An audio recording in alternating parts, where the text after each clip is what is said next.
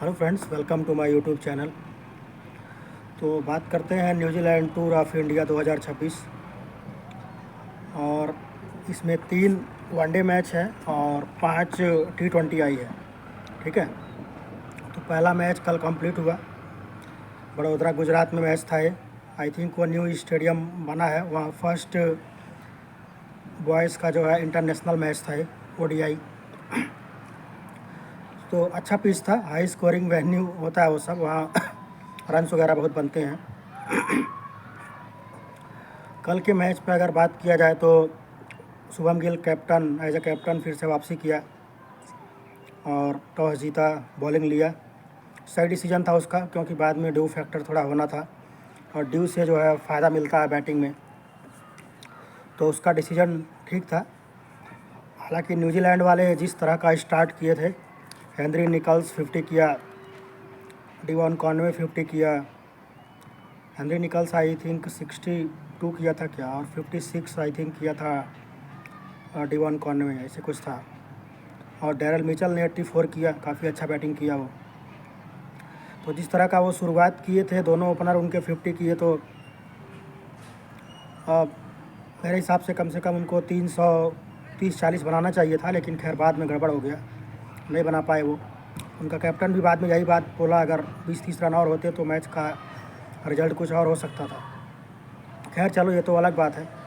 Bowling में कुछ खास बोलने के लिए है नहीं, एवरेज बॉलिंग रहा इंडिया की तरफ से, ठीक ठाक। और सेकेंड इनिंग में देखा जाए, जब इंडिया बैटिंग किया, रोहित शर्मा जिस तरह से बैटिंग कर रहा था, आउटस्टैंडिंग प्लेयर है, कोई ज़रूरत नहीं था उसको फालतू का रिस्क लेने का, वो लॉन्ग ऑफ के ऊपर से मारने जाने का, लेकिन वही है, अपना विकेट थ्रो करके गया। खैर कोई बात नहीं। विराट कोहली जिस तरह का बैटिंग कर रहा है, एकदम ड्रीम फॉर्म में चल रहा है। और अब रोहित शर्मा की तरह विराट कोहली का भी वही हिसाब है, वो अपने गलती से ही आउट होगा तो होगा, नहीं तो बॉलर उसको आउट नहीं कर पाएंगे, खास करके इन पिचों पे जहाँ ना बहुत ज़्यादा सीम है, न स्विंग है, और कंडीशंस भी वैसी नहीं है सीम और स्विंग के लिए, और ज़्यादातर फ्लैट ट्रैक्स हैं बैटिंग के लिए। तो ऐसे विकेट पे विराट कोहली, रोहित शर्मा को आप आउट नहीं कर पाओगे। हाँ, वो अपना विकेट थ्रो करके चले जाएँ फ्री में, दे के तो अलग बात है, जैसे वो दे के गए। विराट कोहली 93 किया, मेरे हिसाब से 100% उसको 100 करना चाहिए था, लेकिन खैर चलो, वो भी वही गलती किया, थोड़ा सा एक्स्ट्रा, मतलब ओवर पॉजिटिव होने की कोई ज़रूरत नहीं है वहाँ पे। वो भी वहीं कैच मार के गया लॉन्ग ऑफ पे। आई थिंक 3 कैचेस गए थे लॉन्ग ऑफ पे। रोहित शर्मा का भी उधर ही गया था, कोहली का भी गया था, और एक किसी का, आई थिंक शुभम गिल का भी वहीं गया था। सब वहीं जा रहे थे। और ग्लेन फिलिप्स पॉइंट पर जिस तरह का फील्डिंग कर रहा था, और बाद में बाउंड्री पे भी, तो ग्लेन फिलिप्स तो I think currently number 1 fielder होगा वर्ल्ड में। जिस तरह का वो फील्डर है, गजब का फील्डर है। बैट्समैन भी काफ़ी अच्छा है, बॉलिंग भी कर लेता है वो, तो ऑलराउंडर है वो, बहुत ही ज़बरदस्त। बॉलिंग में देखा जाए तो काइल जेमिसन 4 विकेट लिया, आई थिंक 40-41 रन दिया था 10 ओवर में, तो उसका थोड़ा सा बताने लायक है, स्टेट आउटस्टैंडिंग बॉलिंग किया, ठीक है। लेकिन दोनों टीमों में इंडिया देखिए 49 ओवर में मैच जीती, ठीक है, एग्जैक्ट 85वें ओवर के लास्ट बॉल पे, ठीक। और KL राहुल 6 नंबर बैटिंग करने आया था। आई थिंक रोहित शर्मा 26 किया था, विराट कोहली 93 किया, और शुभम गिल भी 50 किया था। गुड बैटिंग, अच्छा बैटिंग कर रहा था वो। और बाकी अय्यर आई थिंक 49, श्रेयस अय्यर 49 किया, और 29 शायद KL राहुल किया था नॉट आउट, और 29 ही वो किया था हर्षित राणा। सही घुमा रहा था वो, थोड़ा स्ट्रांग है, मीडियम पेसर होते हैं थोड़े तगड़े, वो घुमा रहा था जिस तरह से, तो टीम के फेवर में गया उसका बैटिंग। और बाकी सुंदर इंजर्ड हो गया था थोड़ा बहुत, जो कंट्रीब्यूट किया। ये दोनों नॉट आउट रहे, KL राहुल और सुंदर, ठीक है। लेकिन मेरे हिसाब से आप अगर ऑन द पेपर देखेंगे, तो इंडिया की तो जो टीम है, ये बेस्ट टीम खेल रही है। इसमें बहुत करेंगे आप, वर्ल्ड कप में 2 प्लेयर का वापसी हो सकता है, एक बुमराह और एक हार्दिक पांड्या एज ऑलराउंडर। बाकी इंडिया का तो बेस्ट टीम है। लेकिन न्यूजीलैंड की जो टीम है, अगर आप ऑन द पेपर देखेंगे, तो उनके प्लेयर्स को तो मैक्सिमम लोग जानते भी नहीं होंगे, जो क्रिकेट बहुत रेगुलर नहीं फॉलो करते होंगे, मतलब बहुत 1-2 नाम आपको मिलेंगे बस। इवन केन विलियमसन भी नहीं आया। आई थिंक वो कुछ बिग बैश लीग में खेल रहा है क्या शायद, या साउथ अफ्रीका लीग में कहीं खेल रहा है। इतना ज़बरदस्त प्लेयर, मतलब न्यूजीलैंड का आप कंपेयर करो ना इंडिया टीम से, मतलब इंडिया टीम को, मतलब उनके इनके का वो 10% भी नहीं है नाम के हिसाब से देखा जाए तो। लेकिन जिस तरह का वो गेम खेले, 19-20 का मैच था बिल्कुल कल का। इंडिया वाले 20 पड़ गए लास्ट में और वो 19, तो बहुत मेरे तरफ से ज़्यादा शाबाशी मिलना चाहिए न्यूजीलैंड को कंपेयर टू इंडिया के, क्योंकि इंडिया के पास तो पूरा फुल टीम है। रोहित शर्मा, विराट कोहली जैसे प्लेयर भी हैं। विराट कोहली के टक्कर का कोई प्लेयर न्यूजीलैंड के पास थोड़ा है तो वो केन विलियमसन ही था। वो खेल ही नहीं रहा है, आया ही नहीं वो तो, ठीक है। तो 3 वनडे है और पहला वनडे हो गया, इंडिया 4 विकेट से जीत गया। 300 रन वो बनाए थे एग्जैक्ट, और इंडिया बना के जीत लिया आराम से। विराट कोहली जिस तरह के फॉर्म में चल रहा है,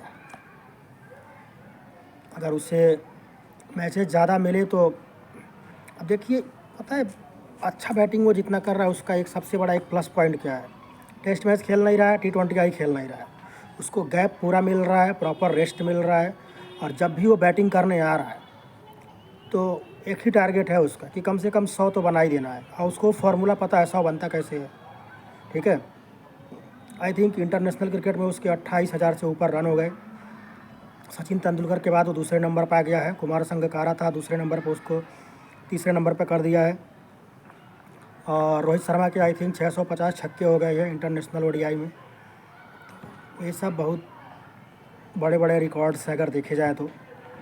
लेकिन इस तरह की पिचों पर इंडिया में जिस तरह का फ्लैट ट्रैक बैटिंग ट्रैक बनता है, न बॉल सीम होगा न स्विंग होगा, इस तरह की पिचों पर, और न्यूजीलैंड का जिस तरह से बॉलिंग है, कुछ खास बॉलिंग भी नहीं है, तो विराट कोहली को आउट करना बहुत मुश्किल है, अनलेस वो खुद से गलती करके विकेट ना दे जाए, ठीक है। और रोहित शर्मा तो पता नहीं क्यों फालतू काम करता है सब, खाली वो अगर विकेट पर खड़ा रहे ना, वो 200-250 रन बनाएगा अकेले, लेकिन उसको पता नहीं जल्दी किस बात की रहती है। अबे तू खेल यार, वैसे भी वो बॉलर वो नहीं है जो कोई दिक्कत देने वाले हैं, वो 1-2-3 बॉल के बाद एक बाउंड्री वाली बॉल अपने आप देंगे। लेकिन अब पता नहीं क्यों विकेट थ्रो करके गया, लेकिन वो तो करेक्शन करेगा। 3 मैच है, 1 सेंचुरी तो बनाएगा वो मेरे हिसाब से। 2 मैच बचा है ना अभी, और विराट कोहली भी 1 सेंचुरी बनाएगा। इन दोनों का, रोहित शर्मा और विराट कोहली, अब ये मैक्सिमम मैचेज़ में जो भी सीरीज़ होगा, कम से कम 3 मैच का वनडे सीरीज़ तो होता ही है, 3 का 1-1 सेंचुरी तो आप मान लो। कोहली का 2 सेंचुरी भी हो सकता है और रोहित शर्मा का 1 सेंचुरी, क्योंकि इनके पास कुछ और है ही नहीं, टेस्ट मैच है नहीं, T20 आई है नहीं, और 2027 का वर्ल्ड कप टारगेट है।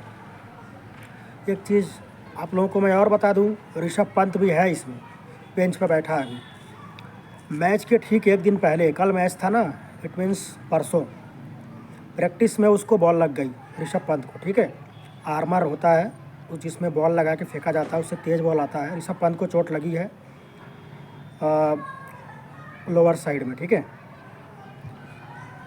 चेस्ट के नीचे बॉल लगी है उसको, ठीक।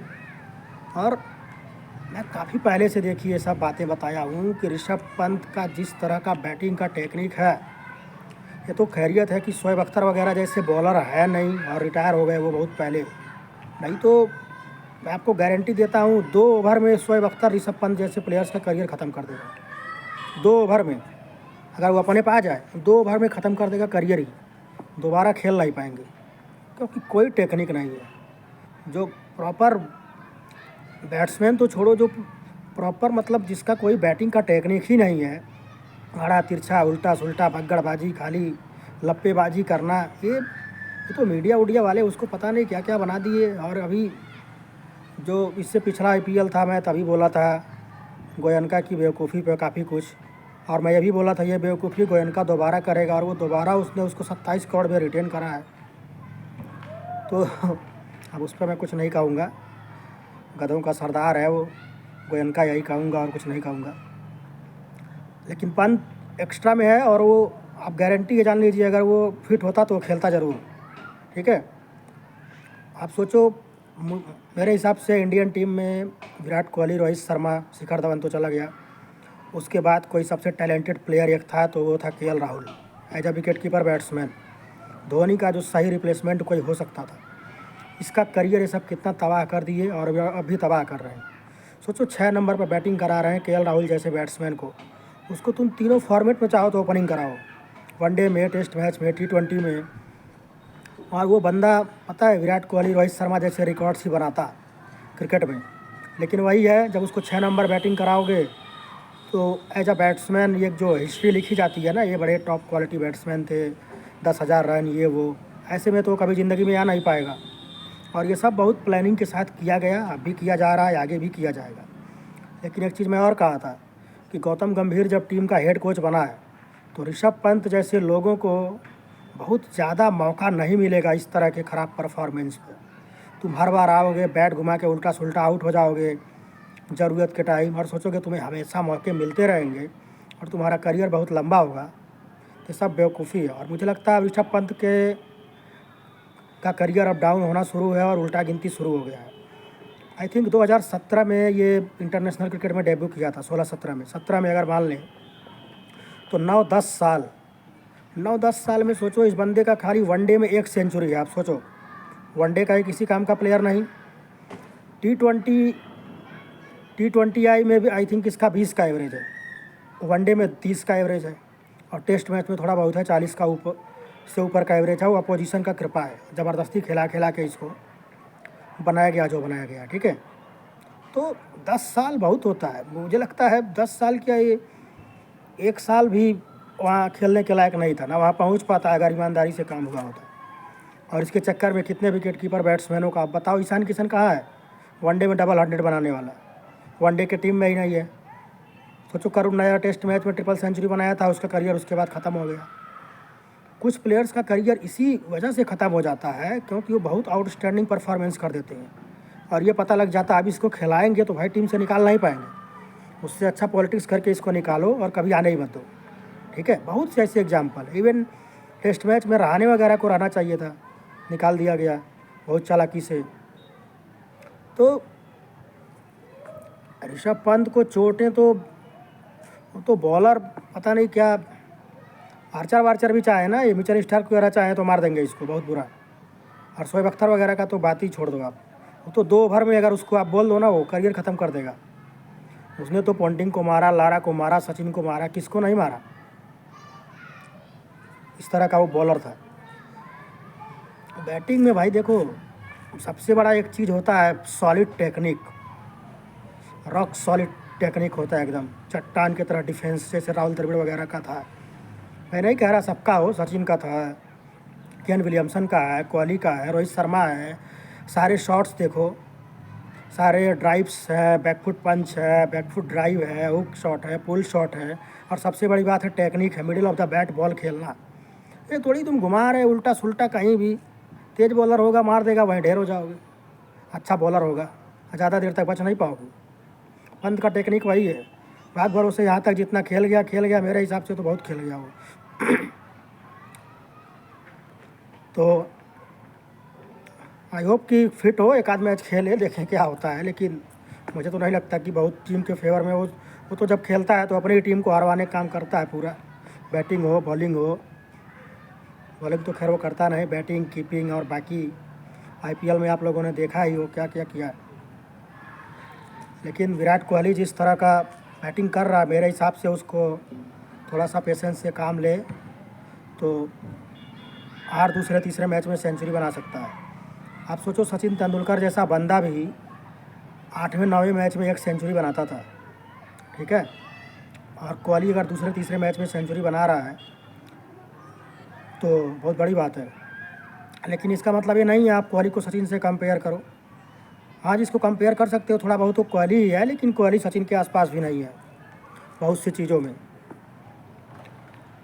हाँ, रन चेस में कोहली आई थिंक वेस्ट है, अब तक के जो भी प्लेयर्स हुए खास करके वनडे क्रिकेट में रन चेसिंग में कोहली बेस्ट है, बहुत ही आउटस्टैंडिंग। लेकिन उसके पीछे बहुत सारा फैक्टर्स है, 2-2 बॉल्स है, पावर प्ले है, पिच वगैरह, बैट वगैरह का क्वालिटी तमाम। सचिन तेंदुलकर तो 2-3 जनरेशन पूरा खेल गया था ना, ब्लैक एंड वाइट से कलर और तमाम चीज़ें। तो नेक्स्ट मैच अब होगा तो फिर बात होगा। Thank you.